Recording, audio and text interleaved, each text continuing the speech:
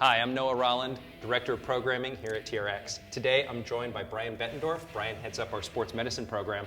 And today we're going to explore the concept of mobility and how it relates to flexibility. Right, Brian? That's correct, Noah. Thanks.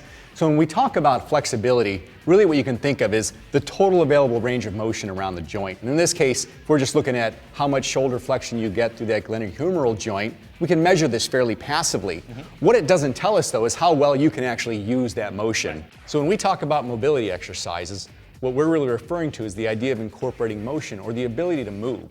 And hopefully what we're doing is taking advantage of that flexibility by integrating strength into that motion, but that strength has to be for the appropriate duration and of the appropriate amount in order to make it a mobility exercise. So let's see how we can incorporate that with a TRX wall slide. Right. The TRX wall slide, you're going to stand facing the anchor point. TRX is just to mid-length. I'm going to start with those palms and the foot cradles. From here, body's going to stay upright, so you're still maintaining the stability through the trunk, maintaining this plank, this lengthened body position. From here now, this active component that we're talking about, you're going to actively move those arms up and down.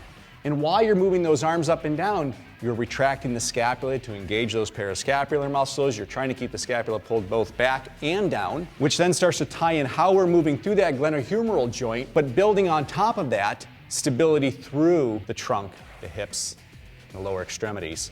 And Brian, just a point, because sometimes you can't tell when you're watching on video, really important here that I am pressing back with the hands. Exactly. By activating these parascapular muscles, you're helping to break some of that tension to the front of the body, getting some movement through the joint, increasing that joint lubrication. As you actively move, kind of softening up the tissue through there, and maintaining a plank so you have the stability throughout the rest of the body as you move, which ties into what we've talked about before of proximal stability for distal mobility. Now let's see how we can take this and build a strength exercise and take it into a mobility exercise. Okay. So we take something like the TRX split fly. And you can start out, find that end range of motion, take a fairly steep vector angle for you so it becomes a strength exercise. Here we're incorporating the mobility that we gained with the wall slides. Bigger challenge on being able to maintain that plank, more work through the upper extremity and the parascapular muscles. Hopefully the mobility has helped this motion out. And then by simply keeping the vector the same but going into an offset stance, we can start to unload this now.